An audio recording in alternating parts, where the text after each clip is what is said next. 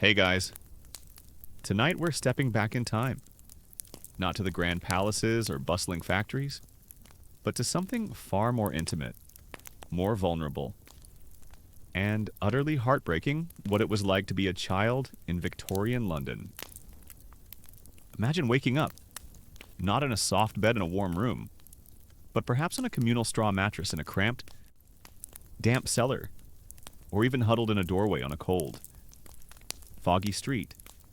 The air, thick with coal smoke and the stench of uncollected refuse, bites at your lungs. Your stomach aches with a familiar hunger, a dull, constant companion. You might be just 5 or 6 years old, but your day isn't filled with toys or school books. Instead, you're already bracing for a long day of relentless toil, a desperate scramble for pennies, or a perilous journey through a city that offered little kindness to its youngest inhabitants. Because, let's be honest, in this era, your childhood wasn't a time of carefree innocence. It was a brutal, unforgiving struggle for survival, and you probably wouldn't have had much of one. So, before you get comfortable, take a moment to like the video and subscribe, but only if you genuinely enjoy what I do here. Now, tell me, where are you tuning in from tonight? And what time is it there? I'm always curious to see how far these sleepy stories travel. Now, dim the lights. Maybe turn on a fan for that soft background hum. And let's ease into tonight's journey together. You find yourself in a city of immense contrasts. Victorian London, the heart of a global empire, was a place of astonishing wealth and technological advancement. Grand new buildings rose, railways crisscrossed the landscape, and gaslights illuminated the thriving streets of the rich. Yet, just a few blocks away, hidden in the labyrinthine alleys and sprawling slums, existed a world of abject poverty, unimaginable squalor, and profound suffering, especially for its children. This wasn't just inequality, it was two different Londons, coexisting side by side, largely invisible to each other, separated by a chasm of privilege and desperation for the vast majority of children born into poverty.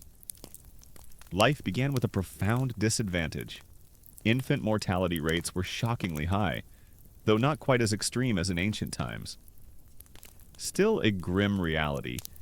Diseases like cholera, typhoid, smallpox, and tuberculosis swept through overcrowded tenements, indiscriminately claiming young lives. Malnutrition was endemic, leaving children weak, stunted, and highly susceptible to illness. Imagine watching your younger siblings succumb to ailments that today are easily curable, simply because there's no clean water, no proper food, and no access to even basic medical care. The quiet grief, the constant fear of loss, would be a defining feature of your early years. If you survived infancy, your childhood, as you understand it, simply didn't exist. There was no protected period of play and learning. From the moment you could walk, you were expected to contribute to the family income for millions of poor children. School was a distant, unattainable dream. Instead, your days were consumed by labor, often beginning as young as 4 or 5 years old. You might be sent out to sell matches, sweep crossings, or beg for scraps. Your tiny hands might be employed in factories, workshops, or mines, performing grueling, dangerous tasks for meager wages. This was the era of child labor, not as an unfortunate exception, but as an integral part of the industrial economy. Relied upon by families desperate to put food on the table, the conditions of this labor were often horrifying. Imagine working 12, 14, or even 16 hours a day in dimly lit, unventilated spaces, breathing in dust and toxic fumes. You might operate dangerous machinery, risking crushed limbs or worse, simply because your small size allowed you to fit into cramped spaces. Children in textile mills faced deafening noise and clouds of cotton dust, leading to respiratory diseases. Climbing boys, as young as 6, were sent up narrow, soot-filled chimneys, risking suffocation, burns, and deformities. Matchbox makers worked with white phosphorus, leading to a horrifying condition known as phossy jaw, which caused necrosis of the jawbone. Your body, still growing, would be twisted, stunted, and permanently scarred by the relentless physical demands in the toxic environments. Even if you didn't work in a factory or mine, the streets of London offered their own brutal forms of employment. You might become a street sweeper, clearing horse manure from the roads for a few pennies, or a rag picker, scavenging through heaps of refuse for anything valuable. Old cloth, bones, bits of metal. Imagine sifting through mountains of rotting garbage, competing with rats, breathing in the stench, all for a few pence that barely bought a stale piece of bread. These were not jobs for pocket money.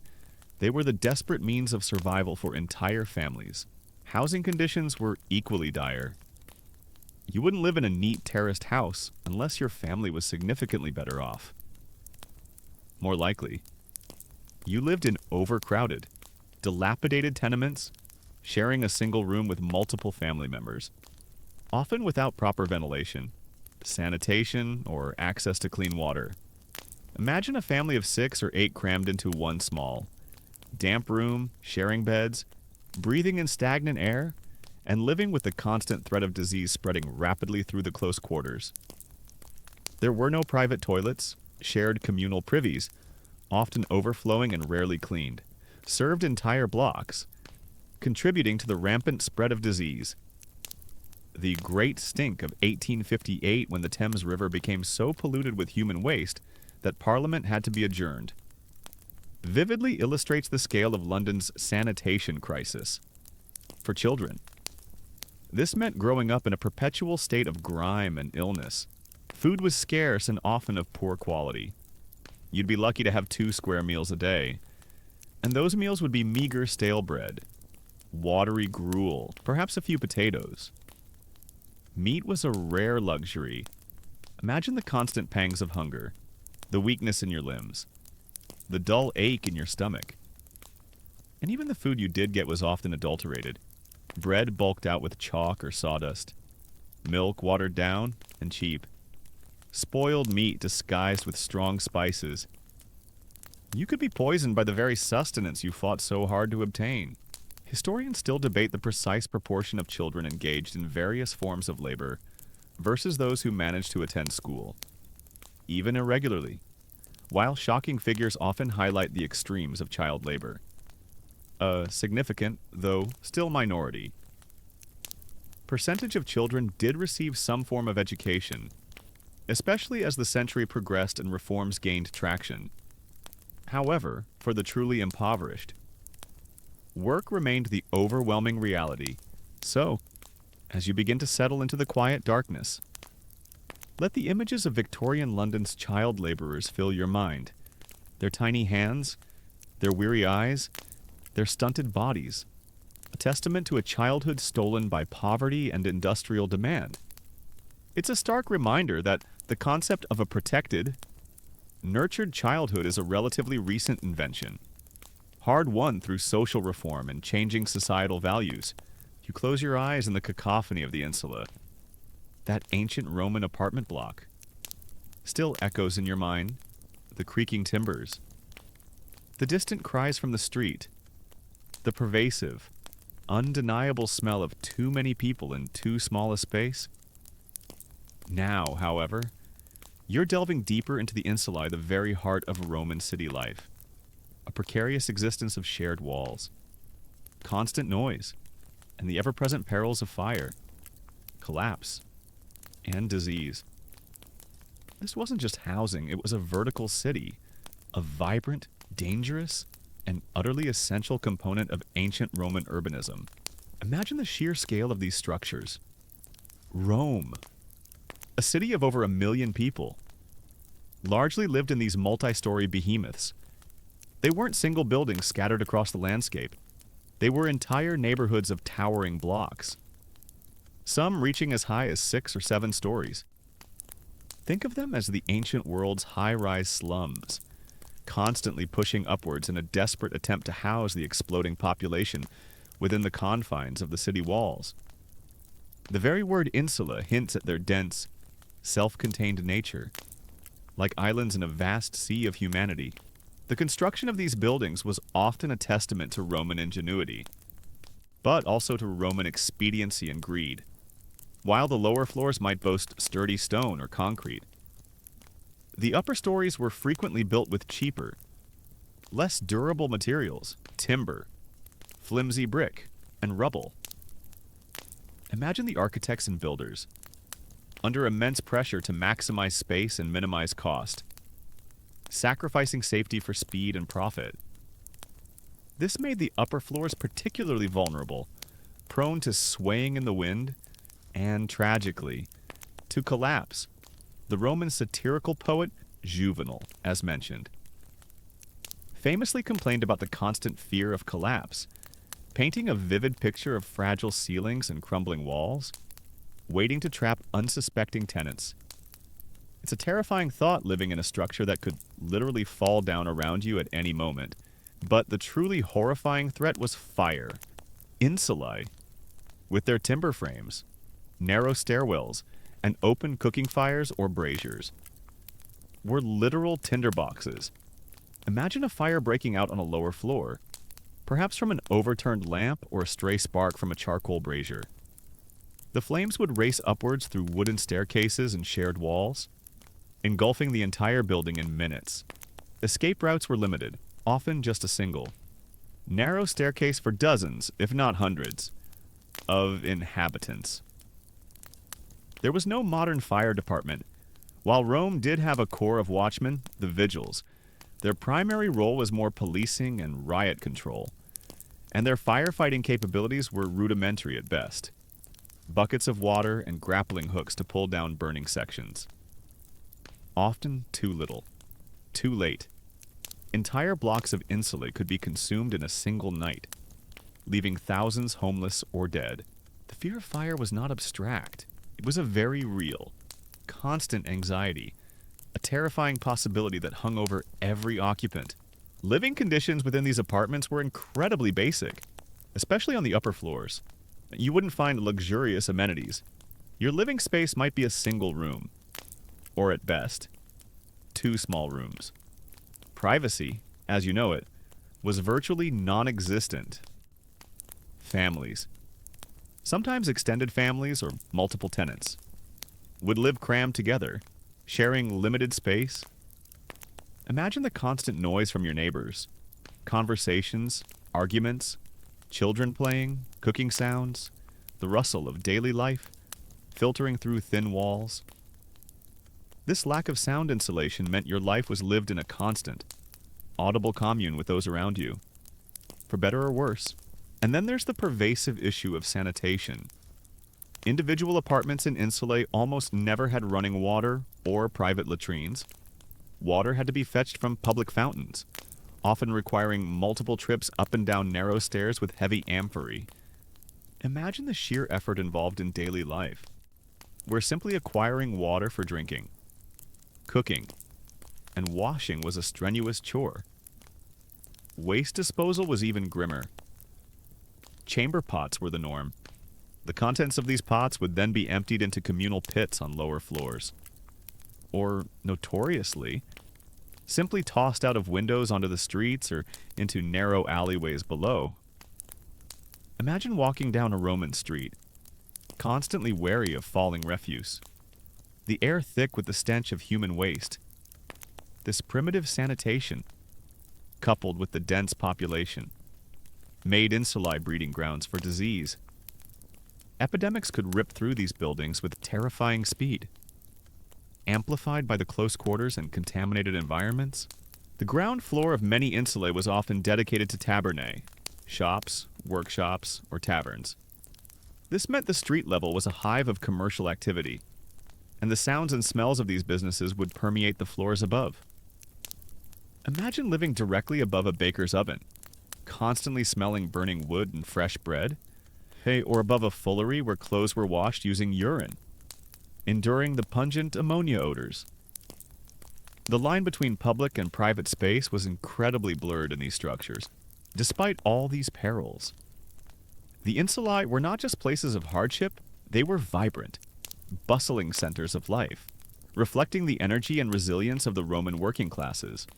They fostered a strong sense of community, where neighbors knew each other, relied on each other, and experienced the daily struggles and triumphs together. This communal living, born of necessity, created a unique urban social fabric. It was a world of shared hardship, shared gossip, and shared existence. Where isolation was a luxury few could afford, historians still debate the typical lifespan of an insula and the true scale of their collapses or fires.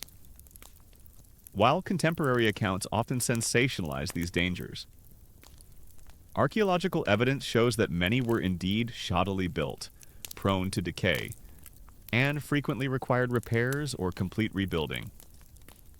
The risk was very real for millions of Roman citizens, and the constant threat of these dangers would have colored every moment of their urban existence. So, as you drift into a peaceful slumber, picture yourself in that crowded Roman apartment block, the sounds of your neighbors, the faint smells of the street below, the flickering light of an oil lamp, and the constant awareness of the building's creaking timbers and the ever-present threat of fire. This was home for the vast majority of Romans, a far cry from the private. Comfortable dwellings you know today, a testament to the harsh, yet undeniably vibrant realities of ancient urban life. You close your eyes in the cacophony of the insula. That ancient Roman apartment block still echoes in your mind. The creaking timbers, the distant cries from the street, the pervasive, undeniable smell of too many people in too small a space. Now, however, you're delving deeper into the insula, the very heart of Roman city life. A precarious existence of shared walls, constant noise, and the ever-present perils of fire, collapse, and disease.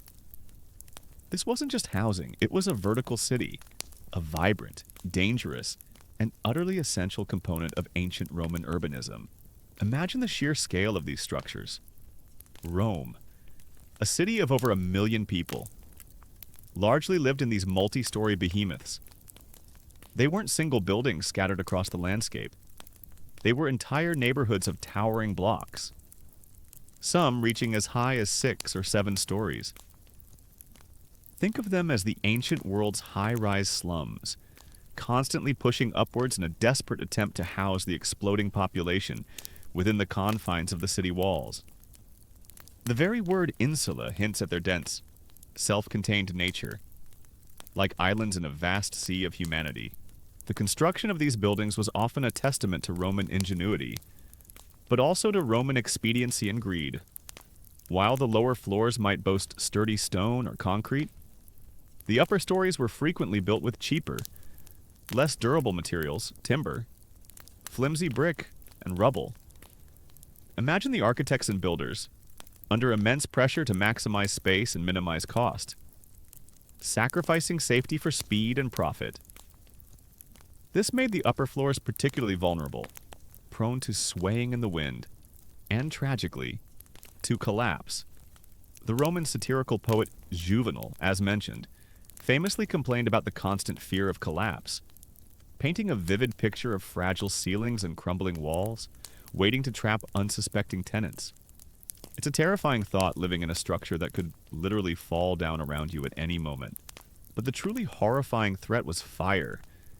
Insulae, with their timber frames, narrow stairwells, and open cooking fires or braziers, were literal tinderboxes. Imagine a fire breaking out on a lower floor, perhaps from an overturned lamp or a stray spark from a charcoal brazier. The flames would race upwards through wooden staircases and shared walls, engulfing the entire building in minutes. Escape routes were limited, often just a single. Narrow staircase for dozens, if not hundreds, of inhabitants. There was no modern fire department. While Rome did have a corps of watchmen, the vigils, Their primary role was more policing and riot control, and their firefighting capabilities were rudimentary at best. Buckets of water and grappling hooks to pull down burning sections. Often too little. Too late.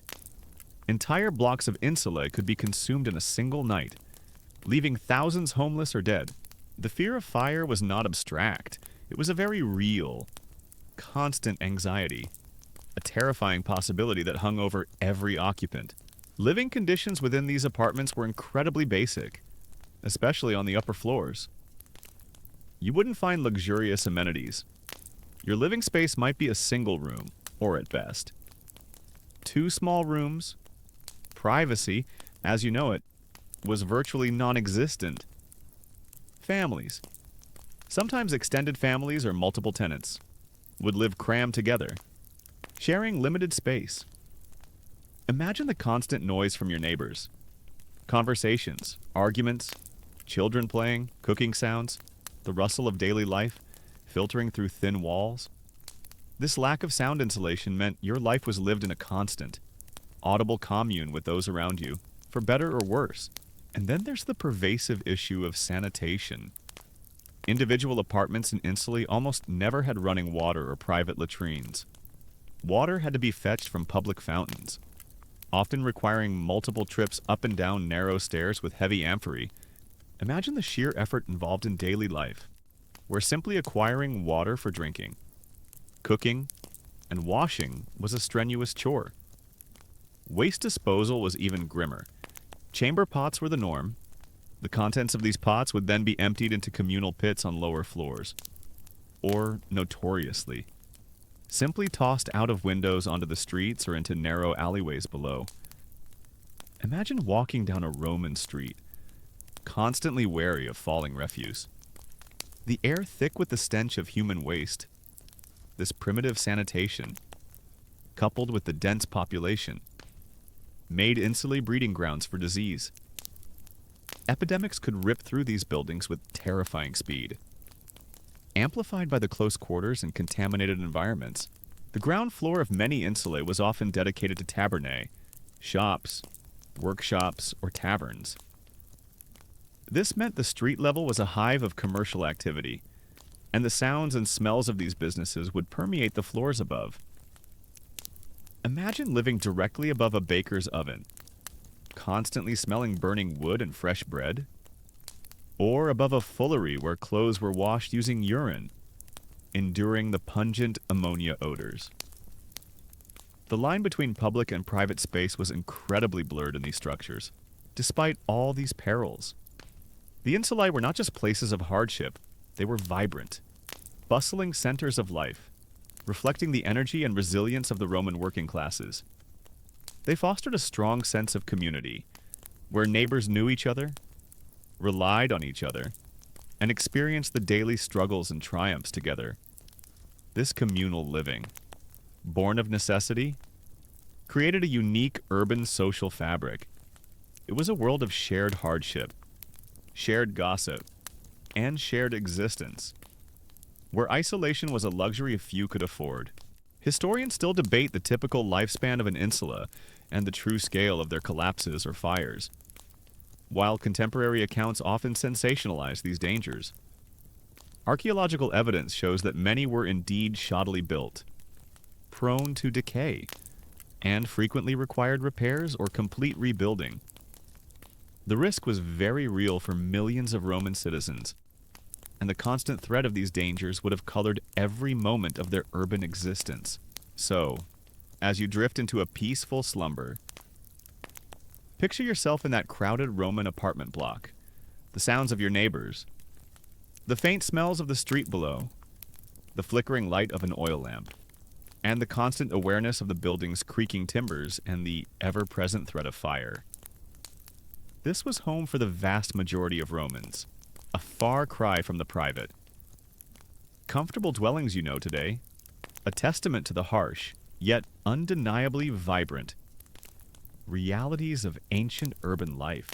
You close your eyes, and the chilling echoes of ancient plagues begin to recede, replaced by a more insidious, yet equally terrifying, Reality, the pervasive filth and the agonizing consequences of filth. Feces and fevers. A gruesome truth that defined health and disease in the ancient world. You are walking not through a pristine marble city, but through a landscape saturated with human and animal waste, where every breath carries potential sickness, and every communal gathering is a breeding ground for invisible threats. The very air is thick with a stench that would turn your modern stomach. A pungent reminder of a world where sanitation was rudimentary at best, and often non-existent. Imagine ancient Rome, celebrated for its aqueducts and baths. While these engineering marvels did provide some cleaner water and bathing facilities for a portion of the population, especially the wealthy, the reality for the vast majority was far grimmer. Public latrines, while a step up from relieving oneself in the street, were often communal, lacked privacy, and were rarely cleaned with any true efficacy. Imagine sitting on a stone bench, side by side with dozens of others. Over an open sewer, the stench overwhelming, the flies buzzing. There was no toilet paper. Instead, you might use a sponge on a stick, shared communally and simply rinsed in a channel of running water. A perfect vector for disease. This lack of personal hygiene on a grand scale meant that fecal oral contamination was rampant. Every hand that touched food, every shared utensil, every contact carried the risk of transmitting agonizing diseases. The streets themselves were open sewers, despite some attempts at drainage. Sewage and refuse were routinely dumped from windows, creating rivers of filth that flowed down the thoroughfares. Animal waste, from horses, donkeys, and wandering livestock, added to the putrid mix. Imagine navigating these streets, trying to avoid stepping in puddles of stagnant human waste. The air thick with the smell of decay. This constant exposure to raw sewage and decomposing organic matter led to an explosion of flies, rats, and other vermin, perfect carriers for diseases like typhoid, dysentery, and cholera. Every meal, every drink of water was a gamble. You might be eating bread from a vendor whose hands had just come into contact with street filth, or drinking water drawn from a source contaminated by runoff from the very streets you walk, beyond the cities, in rural areas. Sanitation was even more basic. Latrines were often simple pits or merely designated areas in fields. Human and animal waste would often run directly into rivers or streams, the very sources from which people drew their drinking water, washed their clothes, and even bathed. Imagine trying to stay healthy when your water supply is constantly being recontaminated.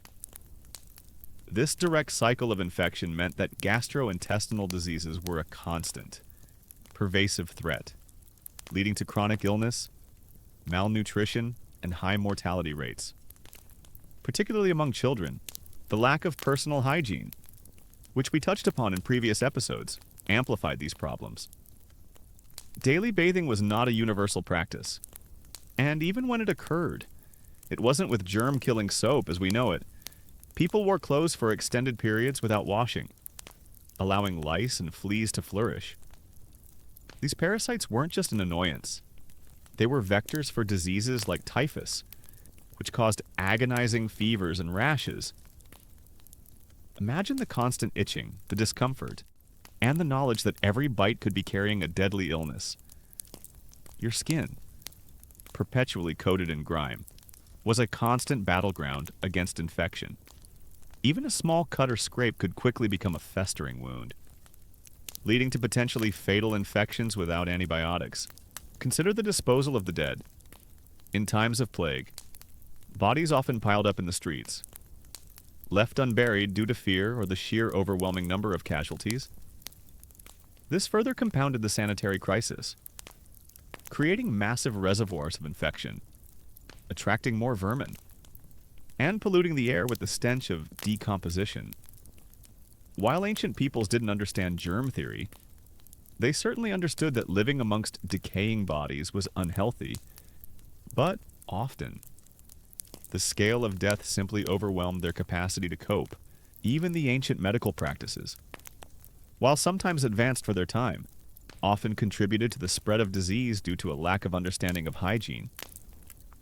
Surgical instruments were rarely sterilized. Hands were not washed between patients. Bloodletting, a common treatment, involved cutting veins, creating open wounds that were highly susceptible to infection. Imagine a barber surgeon with unwashed hands and instruments performing a procedure on you. The very act of seeking help could, ironically, introduce new dangers. One particularly grim consequence of this widespread filth was the prevalence of parasitic worms. Without proper sanitation and cooking methods, nearly everyone carried some form of intestinal parasite. Tapeworms, roundworms, whipworms. These internal invaders would sap nutrients from their hosts, contributing to malnutrition, chronic discomfort, and overall weakness, making individuals more susceptible to other infections. Imagine the constant, unseen struggle within your own body, silently draining your energy and health. Archaeological evidence, from preserved feces to analysis of ancient burial remains, consistently confirms the widespread nature of these debilitating infections. Historians still debate the precise impact of Rome's public works on overall public health. While aqueducts brought fresh water and sewers carried away some waste, the effectiveness of these systems was uneven. Not everyone had access, and the very act of concentrating large populations in cities, even with some sanitation, created a fertile ground for disease. The challenges of waste disposal for the vast majority of people, both human and animal, remained immense, contributing to a constant low-level burden of illness even in periods between major plagues. The grandeur of Roman engineering often masked a far more squalid and unhealthy daily reality for the average citizen. So, as you drift into a peaceful slumber, let the horrifying reality of ancient filth sink in. The constant stench, the ever-present threat of contaminated water, the unseen parasites. These were the daily battles waged by your ancient counterpart. The clean, germ-free world you inhabit is a modern miracle, a stark contrast to a time when cleanliness was a privilege, and disease was an inescapable companion. Born from the very dirt and waste that surrounded everyday life, you close your eyes, and the oppressive stench of ancient streets begins to fade, replaced by a different kind of darkness, the unsettling silence of the mind.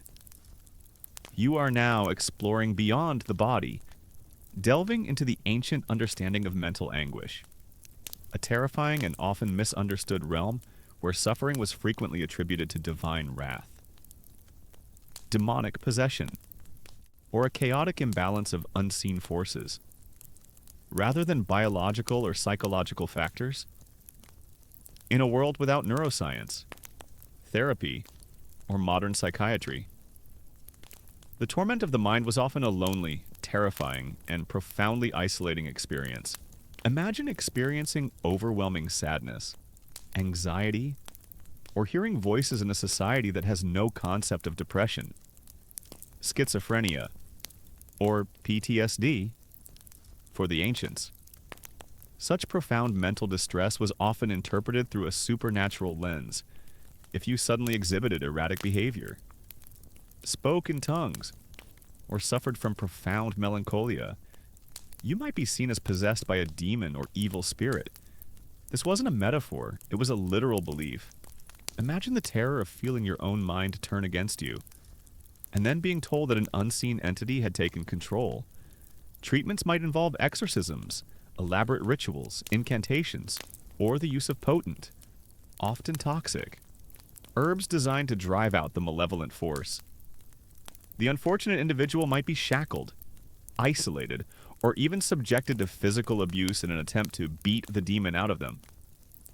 There was no gentle understanding, no talk therapy, just fear and desperate attempts to expel the perceived evil. Alternatively, mental illness could be attributed to divine punishment or the displeasure of the gods. If you were afflicted with profound despair, sudden fits, or visions, it might be seen as a sign that you had offended a deity Imagine being consumed by guilt and terror, convinced that your suffering was a direct consequence of some unknown transgression against Olympus or the heavens. This belief system would often lead to desperate pleas for divine intervention, sacrifices to appease angry gods, or pilgrimages to sacred healing sites, hoping for a miraculous cure. The weight of such spiritual judgment would only deepen the individual's anguish, adding a layer of existential dread to their already tormented mind.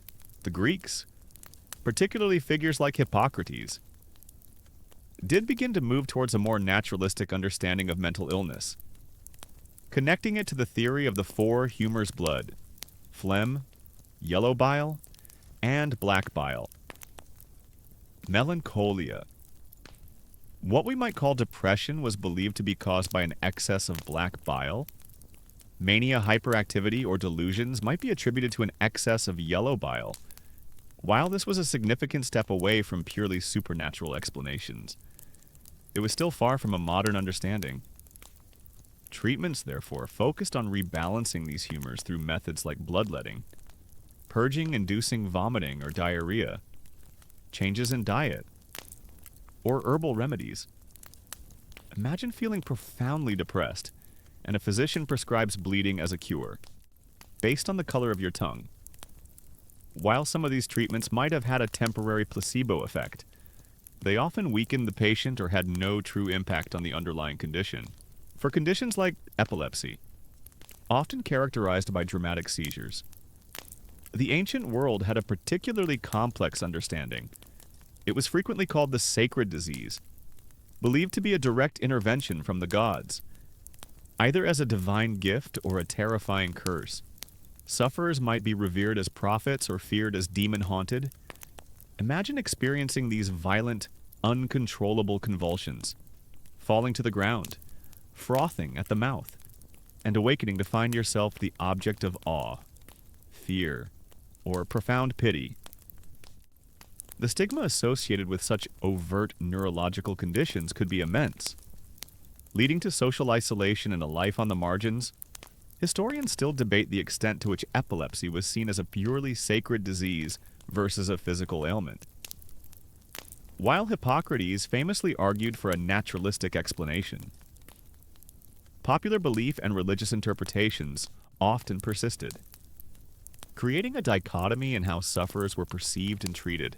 The concept of trauma as a psychological wound was largely unrecognized. Soldiers returning from brutal wars, slaves enduring horrific abuse, or individuals surviving devastating plagues might suffer from what we now recognize as PTSD or severe anxiety disorders. But in the ancient world, there was no framework for understanding such invisible scars. Their symptoms: insomnia, nightmares, sudden outbursts. Profound withdrawal might be dismissed as weakness, cowardice, or yet another form of demonic influence. Imagine surviving unthinkable horrors, only to find your own mind betraying you, with no one to understand or validate your suffering, no one to offer solace beyond religious platitudes or physical remedies. Even more common forms of mental distress, like grief, severe anxiety, or profound stress, were viewed differently, while certainly acknowledged as painful human experiences. There was less emphasis on prolonged emotional processing or psychological support. Instead, emphasis was often placed on resilience, stoicism, or religious acceptance. The idea of talking through your problems with a trained professional was an alien concept. Your solace would come from family, community, or religious rituals, which, while sometimes comforting, lacked the targeted intervention of modern therapy. One particularly horrifying aspect was the treatment of those deemed mad. Without any understanding of neurobiology, individuals suffering from severe psychoses or uncontrolled behaviors were often feared and subjected to brutal, often inhumane, treatment. They might be chained, confined in dark cells, or subjected to purification rituals that amounted to torture. The aim was not to cure, but to control or expel the perceived evil. Imagine being completely lost within your own mind, your reality fractured, and then being treated as an animal or a vessel for malevolent forces. Stripped of your dignity and basic human rights, the vastness of the ancient world meant that approaches to mental illness varied greatly. In some cultures, shamans or spiritual healers might offer a more sympathetic and integrated approach, viewing mental distress as a spiritual imbalance to be harmonized rather than an evil to be purged. In others, particularly within highly rationalistic philosophical traditions, psychological suffering might be seen as a failing of reason, to be overcome through logic and self-discipline, but universally, the individual suffering was immense, and the tools for genuine relief were heartbreakingly limited.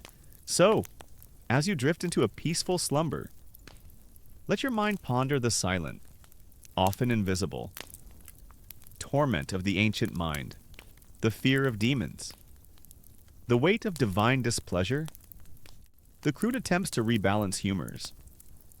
These were the only frameworks for understanding a suffering that ran deeper than flesh and bone. The compassion, the understanding, and the scientific insights into mental health that we possess today are truly a beacon of progress. A stark contrast to a time when mental anguish was a terrifying, isolating curse. You close your eyes and the chilling echoes of mental anguish fade, replaced by the faint, fragile cry of a newborn. You are now confronting one of the most heartbreaking realities of the ancient world. Childhood was a constant gamble, a precarious journey where surviving infancy was a monumental achievement, and reaching adulthood was a triumph against overwhelming odds. In a world without modern medicine, hygiene, or even a basic understanding of pediatric care, the lives of children were constantly balanced on a razor's edge, a testament to both their innate resilience and the pervasive threats that surrounded them. Imagine the day you were born. For your ancient counterpart, it was a moment of profound uncertainty. For both you and your mother, childbirth itself was incredibly dangerous. Without sterile environments, antibiotics for infections, or sophisticated medical interventions, both mother and infant faced high risks of death from complications like hemorrhage, eclampsia, or puerperal fever. Midwives, often skilled but limited by the knowledge of their time, were the primary attendants. Imagine the fear in the eyes of your parents as they awaited your arrival, knowing that this joyous event could so easily turn to tragedy if you survived birth. Your first year of life was the most perilous. Infant mortality rates were astronomically high, often estimated to be between 25% to 50% or even higher in some ancient societies. This means that for every 2 babies born, one might not live to see their first birthday. What were the silent killers? Diarrheal diseases caused by contaminated water and unhygienic feeding practices were rampant. Respiratory infections, often exacerbated by smoky indoor environments and close living quarters, swept through communities. Measles, mumps, and other common childhood diseases, which today are largely preventable by vaccines, were deadly scourges that indiscriminately claimed young lives. Imagine the quiet despair of families who became accustomed to burying their infants, a recurring sorrow that shaped their emotional landscape and their understanding of life's fragility, even if you survived the first year. The dangers continued. Early childhood was a minefield of threats. Malnutrition was a constant problem, particularly during times of famine or poor harvest. Without a steady supply of nutritious food, children were weakened, making them even more susceptible to illness. Parasitic infections, as we've discussed, were almost universal, further sapping children's energy and nutrient absorption.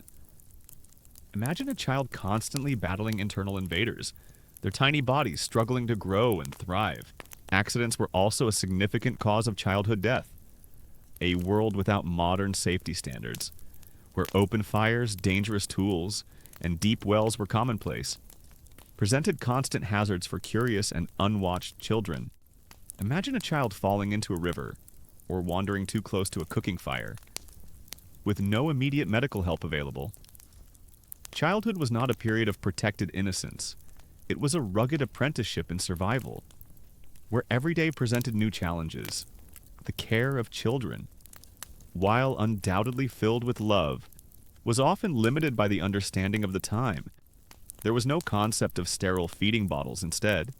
Infants might be fed with gruel or animal milk from unhygienic vessels, or even shared wet nurses, which could transmit diseases. Imagine a baby being fed from a dirty rag dipped in diluted milk, a common practice that could introduce deadly bacteria. This was not due to neglect, but a lack of scientific knowledge about hygiene and nutrition. Education, for the vast majority of children, began almost as soon as they could walk. Childhood was not a prolonged period of academic learning, but a rapid entry into the world of work and responsibility. For peasant children, this meant learning essential agricultural skills from their parents, gathering firewood, herding animals, helping in the fields, or assisting with household chores. Girls would learn domestic skills like spinning, weaving, and cooking from their mothers. Boys would follow their fathers into the fields or learn a trade. Play was often intertwined with learning, mimicking adult activities. There were no specific schools for the masses. And literacy was a rare skill, reserved for the privileged few or those destined for religious life. Imagine a childhood where your toys were sticks and stones, and your classroom was the harsh reality of daily labor for the children of the elite. Life was different, but still demanding. They might have tutors, learning reading, writing, and arithmetic. Boys were trained in martial arts, rhetoric, and governance, preparing them for leadership roles. Girls learned household management, music, and the social graces necessary for advantageous marriages. While they had more comforts and intellectual stimulation, their childhoods were still structured apprenticeships, preparing them for the specific roles dictated by their noble birth.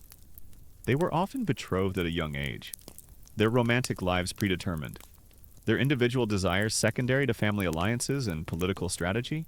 The emotional impact of such high child mortality rates on ancient parents is a complex and often debated topic. While some historians argue that frequent loss might have led to a degree of emotional detachment as a coping mechanism, others contend that grief was just as profound as today, simply expressed differently within their cultural norms. Funerary practices often included specific rituals for children, indicating their significance even if their brief lives were tragically common. Imagine burying multiple children before you reached old age, the silent sorrow etched into your very being. Historians still debate the extent to which ancient parents allowed themselves to become emotionally invested in infants. Given the high mortality, while some sources suggest caution, others portray deep and abiding parental love, indicating a nuanced human experience that transcended the harsh realities. So, as you drift into a peaceful slumber, let the delicate image of the ancient child settle in your mind. Their lives were a testament to resilience, a constant battle against unseen threats, where every surviving year was a profound victory. The safety, comfort, an extended period of protected innocence that childhood offers today is a truly remarkable achievement.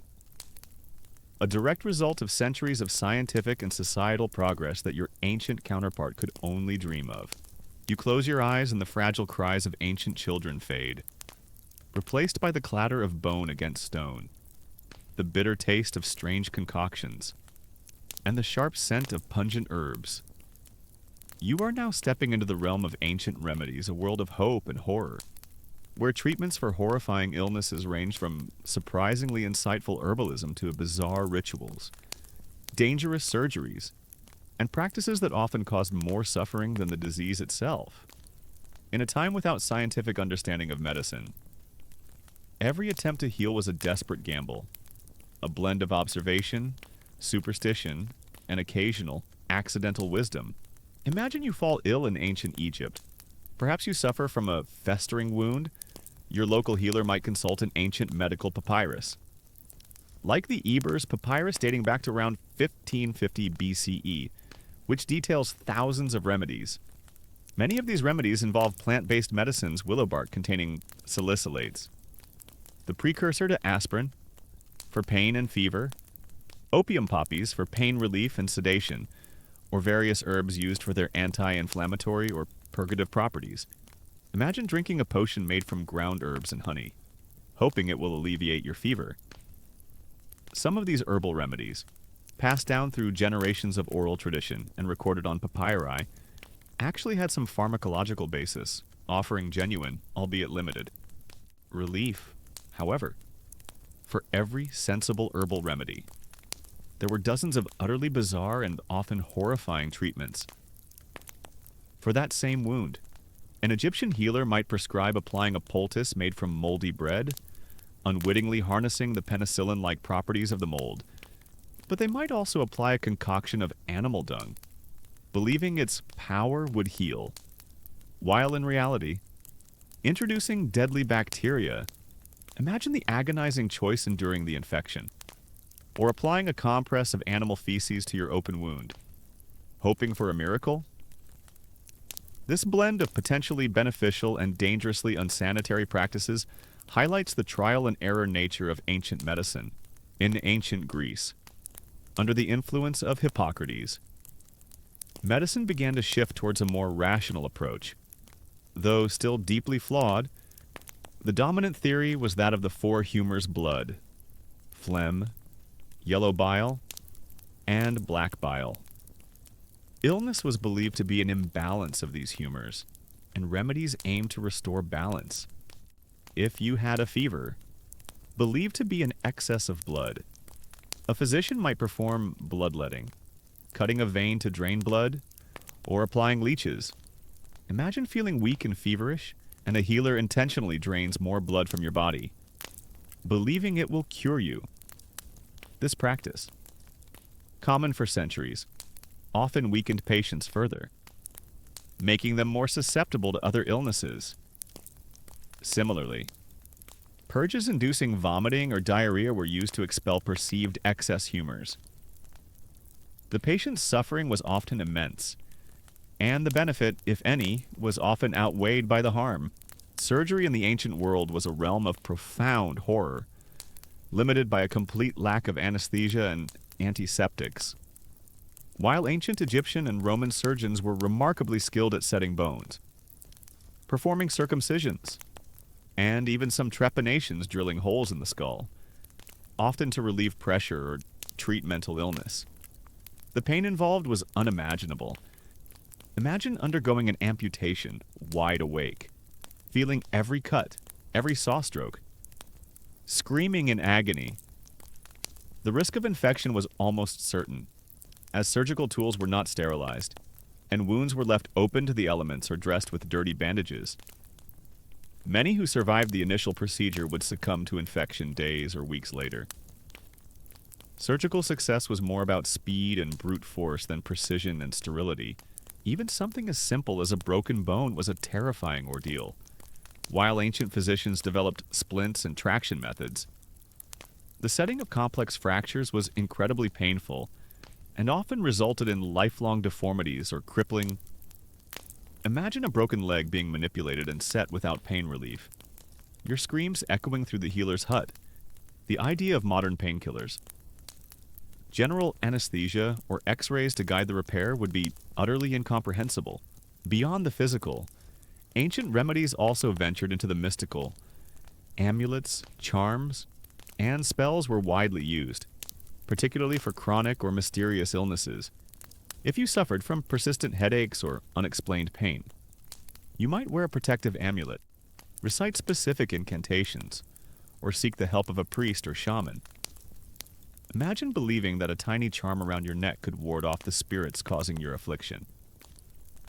This blending of medical and magical practices reflected a worldview where the physical and spiritual realms were deeply intertwined, and illness could be both a bodily malfunction and a spiritual assault. One particularly bizarre remedy was the use of gladiatorial blood or liver, believed to have healing properties due to the strength and vitality of the warriors. Romans suffering from epilepsy, for instance, sometimes drank the blood of freshly killed gladiators, hoping to absorb their power and cure their sacred disease. Imagine the sheer desperation, the profound belief in sympathetic magic. That would lead someone to drink the blood of a dying man in a gladiatorial arena. This highlights the extremes to which people would go when faced with inexplicable and terrifying illnesses. Historians still debate how widespread these extreme magical remedies were versus more conventional herbalism and practical medicine, while striking in their description. Such practices might have been sensationalized or less common than the daily use of herbs and basic surgical techniques. So, as you drift into a peaceful slumber, let your mind wander through the strange and often terrifying world of ancient remedies. The bitter herbs, the crude instruments, the desperate prayers, and the horrifying procedures were the only tools against a relentless tide of sickness. The sterile environments, the effective medications, and the compassionate care of modern medicine are truly miraculous advancements. A stark contrast to a time when hope for healing was often mixed with profound horror and agonizing uncertainty. You close your eyes and the flickering lights of ancient sick rooms fade, replaced by the dimly lit interiors of a Roman physician's study or the crude tent of a battlefield surgeon. You are now contemplating the doctor's dilemma, the limited tools, the precarious standing, and the often agonizing choices faced by ancient healers. Navigating a world where disease was a mystery, and true cure was often beyond their grasp. This wasn't a profession of undeniable authority and scientific certainty. It was a blend of observation, philosophy, guesswork, and often sheer desperation. Imagine yourself as an ancient physician. You have no understanding of germs, no knowledge of sterile technique, and no diagnostic tools beyond your five senses, and perhaps a basic understanding of anatomy gleaned from observing injuries, or if you were lucky, dissecting animals or executed criminals. Your examination of a patient is largely based on observation: the color of their skin, the state of their tongue, the smell of their breath, the regularity of their pulse if you could feel it effectively. You might examine their urine or feces for clues, trying to discern the imbalance of humors that you believe is causing the illness. This is not precision medicine. It's an educated, albeit often misguided, art of deduction. Your primary tools are crude by modern standards. For surgery, you might have bronze or iron scalpels, forceps, bone drills, and saws. Often beautifully crafted but entirely unsterilized. Imagine the grim ritual of heating an instrument in an open flame. Not to kill germs, but perhaps to purify it or simply to make it more malleable. Your knowledge of pain management is limited to opium, mandrake, or alcohol, effective for sedation, but far from modern anesthesia, often leaving patients in agony or dangerously unconscious. Infection, for any invasive procedure, is an almost certainty, often leading to a slower, more agonizing death than the original ailment. A surgeon's success was often measured by the speed with which they could operate, minimizing the duration of conscious pain for the patient, rather than the long-term outcome. Your social standing as a doctor could be highly precarious in ancient Rome. For instance, Greek physicians, despite their considerable knowledge, were sometimes viewed with suspicion or disdain by the Roman elite, seen as foreigners or even charlatans, while some doctors became wealthy and respected, particularly those attached to powerful households or the military. Others struggled to make a living, vying with folk healers, magicians, and quacks. Your reputation was everything. A few failed treatments could ruin your practice. Imagine trying to build a career in a world where your every treatment was a visible, high-stakes gamble with human life, and your failures were often public knowledge. The philosophical underpinnings of ancient medicine, particularly the Hippocratic school in Greece, were groundbreaking for their time. Hippocrates emphasized observation, clinical examination, and the belief that illness had natural rather than supernatural causes. He advocated for a holistic approach. Considering diet, environment, and lifestyle, this was a radical departure from earlier belief systems. However, the Hippocratic emphasis on the four humors, blood, phlegm, yellow bile, and black bile, ultimately limited true progress. Every diagnosis and every treatment revolved around rebalancing these humors, leading to practices like extensive bloodletting, purging, and inducing sweating or vomiting. Imagine confidently prescribing blood-draining leeches for a patient already weakened by fever, convinced you are restoring their balance. This demonstrates the confidence that could emerge even from a flawed theoretical framework. In ancient Egypt, medical practitioners were highly specialized, often focusing on particular parts of the body or types of ailments. Some of the earliest specialists in history. You had eye doctors, dentists, even proctologists. Their knowledge was codified in medical papyri, detailing thousands of remedies and procedures. While some of these show surprising anatomical knowledge from mummification practices, they were still operating without a germ theory, meaning even their advanced surgical interventions often led to infection. Imagine visiting an Egyptian dental surgeon, skilled enough to perform complex tooth extractions or even rudimentary fillings, but whose instruments were far from sterile. The Roman approach to medicine, while heavily influenced by the Greeks, also focused on public health measures as much as individual treatment. The construction of aqueducts, sewers, and public baths, while not understood in terms of germ theory, did inadvertently improve public sanitation in cities. Military medicine was also highly organized, with army doctors and field hospitals, demonstrating a practical understanding that keeping soldiers healthy was crucial for maintaining imperial power. Imagine being a Roman legionary, injured in battle and receiving care in a field hospital. A rare instance of institutionalized medical attention in the ancient world, though still fraught with risks. One fascinating, often overlooked aspect is the role of diet and exercise in ancient medicine. Many ancient physicians, particularly the Greeks and Romans, emphasized the importance of a balanced diet, regular exercise, and moderation in all things is key to maintaining health and preventing illness. This holistic approach, while not rooted in modern nutritional science, was a surprisingly astute observation about lifestyle's impact on well-being. They understood that poor eating habits or a sedentary life could contribute to various ailments. A common truth that transcends millennia.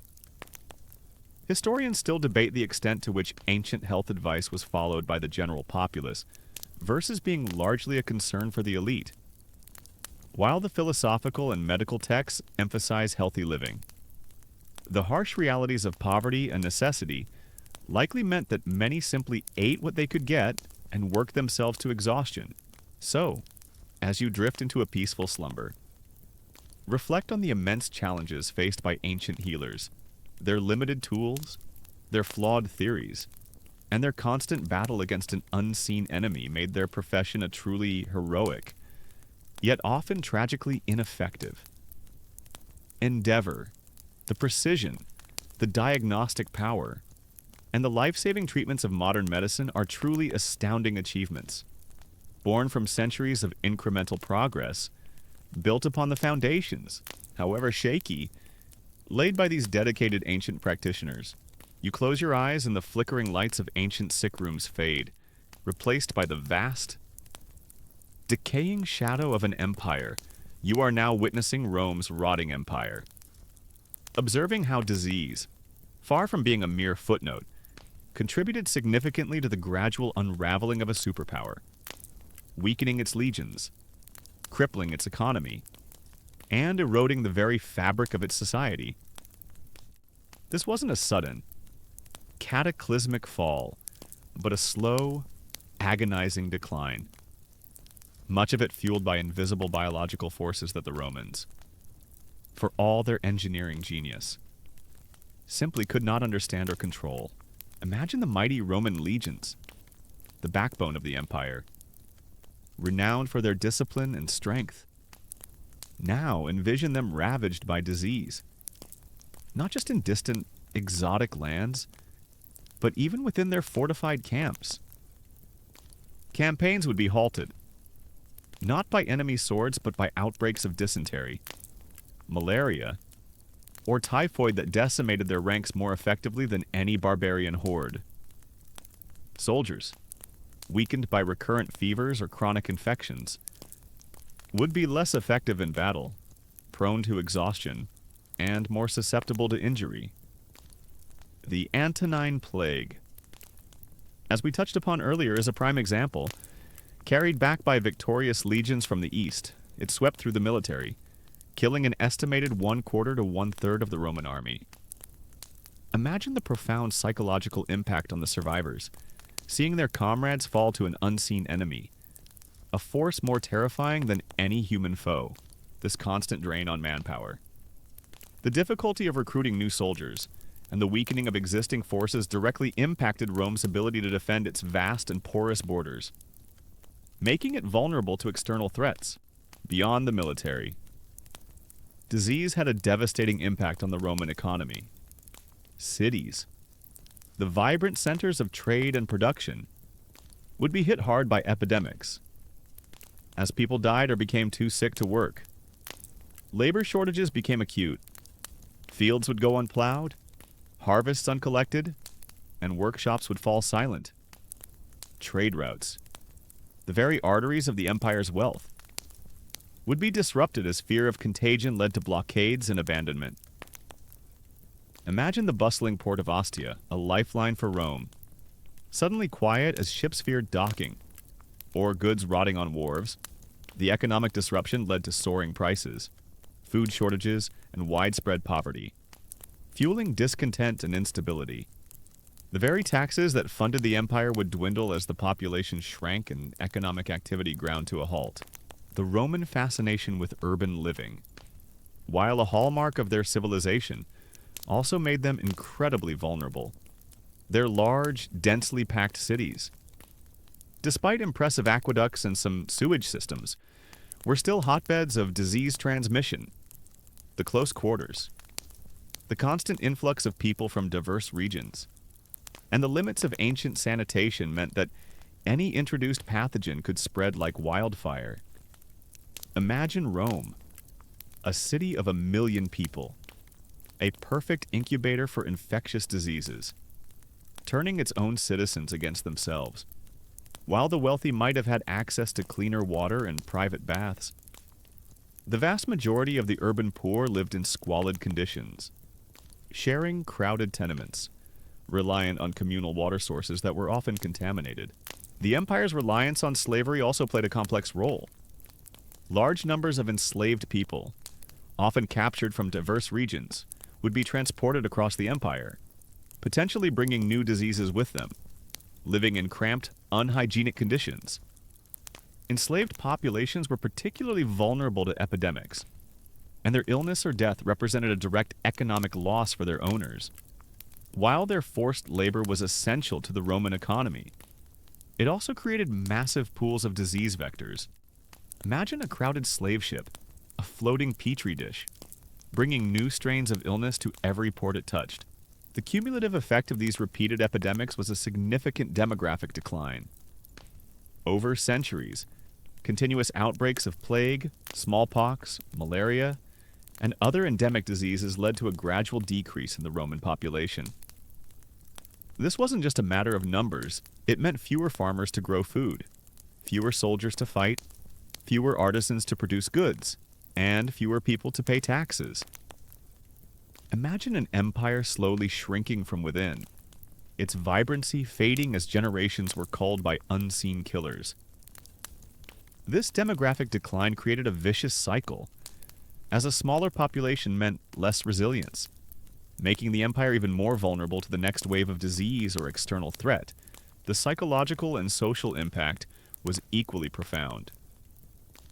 Trust in traditional authorities, whether political or religious, would erode as they proved powerless against the invisible enemy. People might become increasingly superstitious, seeking solace in new cults or abandoning traditional gods altogether.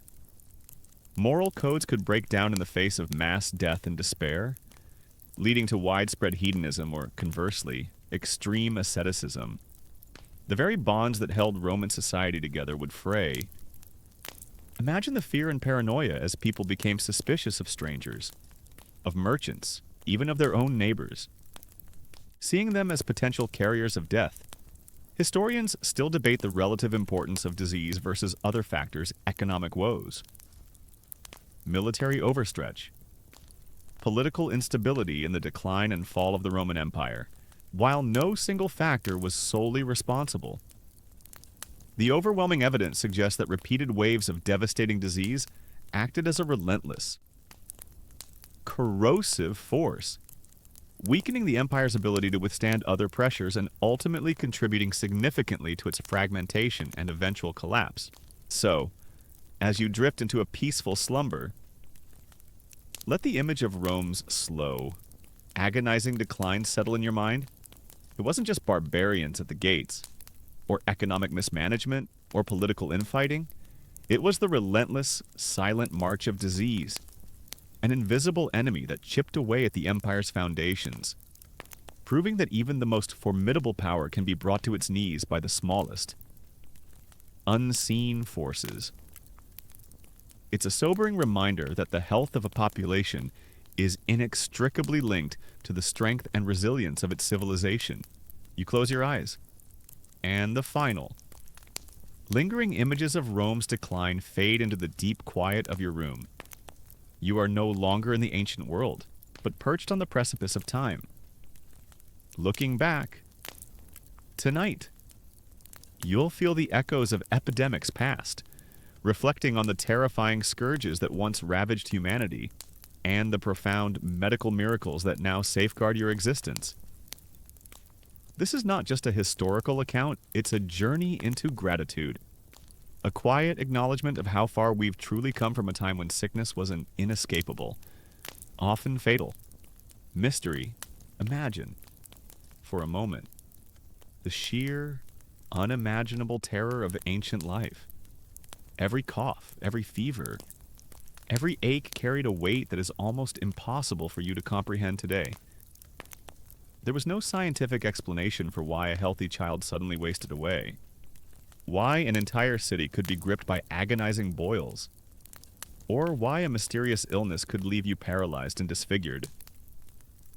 The invisible enemy was everywhere, striking indiscriminately, and leaving behind a trail of death and despair.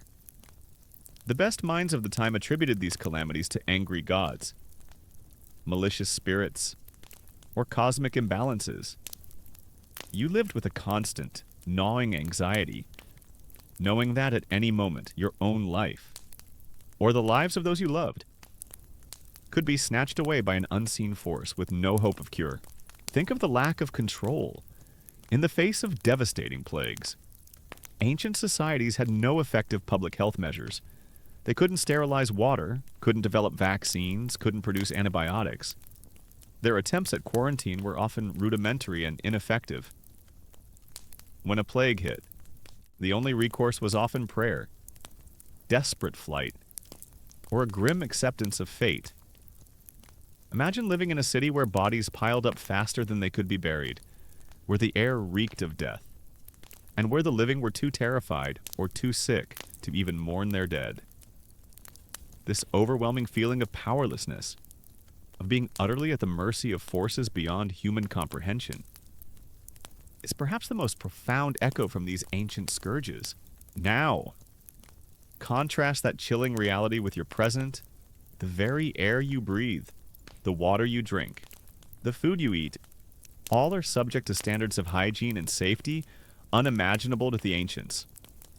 A simple cut, once a potential gateway to fatal infection, is now easily treated with antiseptic and a bandage. A fever, once a harbinger of doom, can often be swiftly diagnosed and treated with medication. The diseases that once wiped out entire populations, smallpox, polio, diphtheria, measles, are now largely, if not entirely, preventable through vaccines. A miracle of modern science. Imagine trying to explain a vaccine to an ancient Roman or Greek, a tiny injection that prevents a deadly disease. It would be seen as magic or divine intervention, utterly beyond their comprehension. The advancements in understanding the human body are equally staggering. From the ancient theories of humors and miasma, we've moved to the intricate understanding of genetics, cellular biology, and microbiology. We know about bacteria, viruses, and parasites. We understand how they spread, how they cause disease, and how to fight them. Doctors today have diagnostic tools that allow them to peer inside the body, to pinpoint the exact nature of an illness, and to deliver targeted treatments that save countless lives every day. Imagine the sheer wonder an ancient healer would feel if they could see an MRI scan or witness a successful surgery performed under sterile conditions with anesthesia. Even in terms of mental health, we have come light years, while imperfections remain. Modern psychiatry and psychology offer frameworks for understanding mental anguish, providing therapies, and developing medications that can alleviate suffering. The idea of acknowledging trauma, of providing support for mental illness rather than seeing it as demonic possession or divine punishment, represents a profound shift in human empathy and scientific understanding. This journey from fear and superstition to knowledge and compassion is one of humanity's greatest achievements. However, the echoes of the past also serve as a crucial reminder of our continued vulnerability. Despite all our advancements, new pathogens can still emerge, and existing diseases can evolve. Climate change, global travel, and societal inequalities can still create conditions ripe for outbreaks. The ancient world's experiences remind us of the fragility of even the most advanced societies when confronted with a truly devastating pandemic. They teach us the importance of public health, scientific research, and global cooperation in safeguarding our collective well-being. Historians still debate whether modern society, despite its scientific prowess, truly grasps the historical impact of disease and remains susceptible to complacency. The rapid response to recent pandemics shows progress, but the constant threat demands continued vigilance. So, as you finally drift into the deepest, most peaceful slumber, let the stark contrast between then and now truly sink in. The horrifying illnesses of the ancient world were a constant companion, a terrifying threat that shaped every aspect of life and death. The world you inhabit today, with its unseen protections and medical marvels, is a testament to centuries of quiet, relentless human progress, a profound victory over the forces of disease. Rest now, truly appreciating the immense gift of modern health, a luxury that your ancient counterparts could only dream of.